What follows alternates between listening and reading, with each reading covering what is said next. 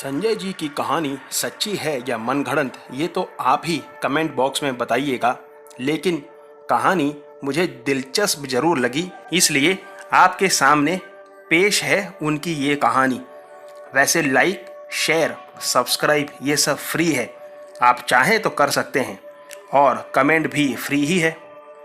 अरे यार, बड़ी तेज़ बारिश हो रही है, इसे भी अभी होना था। मोबाइल भीग गया तो अलग से मुसीबत खड़ी हो जाएगी। हे भगवान, ये सब मेरे साथ ही क्यों? ये सब बड़बड़ाते हुए मैं आगे बढ़ रहा था। बारिश में मोबाइल बिगड़ने का डर ना हो तो बाइक चलाने का अपना ही एक मज़ा है। साथ में अगर गर्लफ्रेंड हो तो मज़ा दोगुना हो जाता है। मैं ये सब ख्याली पुलाव मन में पकाता हुआ बाइक राइड कर रहा था, लेकिन बारिश ने और भी ज़्यादा ज़ोर पकड़ लिया तो मैंने बाइक रोड के किनारे खड़ी कर दी, जहाँ पर बस स्टॉप था, और मैं बस स्टॉप के अंदर जाकर के खड़ा हो गया। बारिश के साथ साथ ठंडी हवा भी चलने लगी थी। बाइक चलाते वक्त उतनी ठंड नहीं लग रही थी जितनी अब खड़े होने पर लग रही थी। यार, गर्मा गर्म चाय मिल जाए तो मज़ा आ जाए, ये सोचता हुआ मैं वहीं खड़ा था। तभी मैंने देखा कि एक लड़की भीगती हुई दौड़ते दौड़ते बस स्टैंड पर चली आई। वो लाल कलर के पंजाबी सूट में थी। कुछ देर वो भी मेरी तरह कांपने के बाद अचानक मेरे पास आई और मुझसे कहा कि बस कब आएगी। इस पर मैंने जवाब देते हुए कहा कि जी, मैं बस के बारे में आपको कुछ नहीं बता पाऊँगा, मैं तो बाइक से आया हूँ। क्या, बाइक से? उसने पूछा। जी, मैंने कहा। वो हंसने लगी और कहा कि बाइक से आए हो तो बस स्टैंड पर क्या कर रहे हो? इस पर मैंने कहा कि मेरा मोबाइल भीग जाएगा तो बिगड़ जाएगा, इसलिए यहाँ खड़ा हो गया हूँ। अरे बस इतनी सी बात, चलो तुम्हारा मोबाइल मुझे दे दो, मैं मेरे पर्स में रख लेती हूँ, मुझे ज़्यादा दूर नहीं जाना है। बाद में मैं वहाँ उतरकर तुम्हें प्लास्टिक की बैग दे दूँगी मोबाइल के लिए। बाइक पर भीग के जाने का तो मज़ा ही कुछ और है।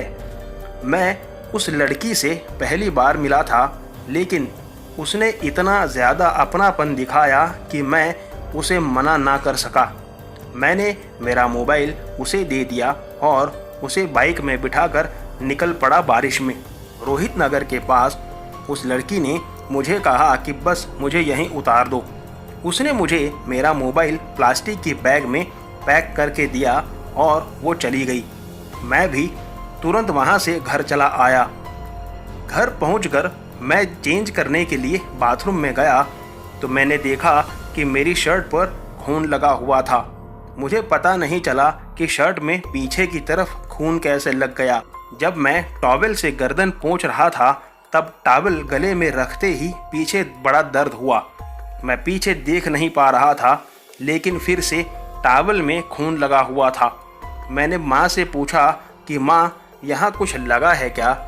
तब माँ वो निशान देखते ही डर गई।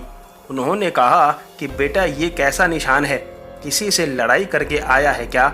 यहाँ तो तुझे 2 घाव लगे हैं गहरे। माँ ने फर्स्ट एड से घाव पर पट्टी कर दी। मुझे ये समझ ही नहीं आ रहा था कि आखिर ये कैसे हुआ। दूसरे दिन ऑफिस से मैं वापस घर लौट रहा था, तब वही लड़की बस स्टैंड पर खड़ी थी। वो फिर से मुझे हाथ दिखाने लगी। मैंने बाइक रोकी और वो आकर के बैठ गई। मैंने उसे उसके घर के पास उतार दिया। दूसरे दिन भी मेरी गर्दन में उसी जगह फिर से खून निकल रहा था। अब मुझे उस लड़की पर थोड़ा थोड़ा शक होने लगा। मुझे एहसास हो रहा था कि हो ना हो मेरे इन घावों से उस लड़की का कुछ न कुछ तो लेना देना है। तीसरे दिन भी वो लड़की मुझे वैसे ही मिली जैसे कोई मेरी कैजुअल फ्रेंड हो, लेकिन इस बार मैं उसकी हर हरकत पर ध्यान दे रहा था और मैंने उसे मेरी गर्दन पर उसका मुंह लगाते देख लिया। उसने भी ये देख लिया था कि मैं जान गया हूँ उसकी हरकतें। मैंने और उसने एक दूसरे से पूरे रास्ते कुछ नहीं कहा। जब मैंने उसे उसके घर के पास उतारा तब उस लड़की ने मेरे सामने देखते हुए कहा कि दोबारा अब मुझसे मत मिलना, अगर ज़िंदा रहना चाहते हो तो। उसके हाव भाव उस वक्त इतने ज़्यादा डरावने थे कि मैं अंदर से बिल्कुल दहल गया। मैंने उससे कुछ कहा नहीं और चुपचाप वहाँ से निकल गया। उस दिन के बाद से वो मुझे वहाँ कभी नहीं मिली। वैसे मैंने मेरा आने जाने का समय भी बदल दिया था। दोस्तों, आज की कहानी में बस इतना ही। वैम्पायर की ऐसी कई कहानियाँ शहरों में भी सुनाई देती हैं, लेकिन इनकी वास्तविकता के बारे में मैं कोई टिप्पणी नहीं कर सकता। जो कहानियाँ मुझे दिलचस्प लगती हैं वो मैं आपके लिए लेके आता हूँ। आप इसे सिर्फ मनोरंजन मात्र ही समझें।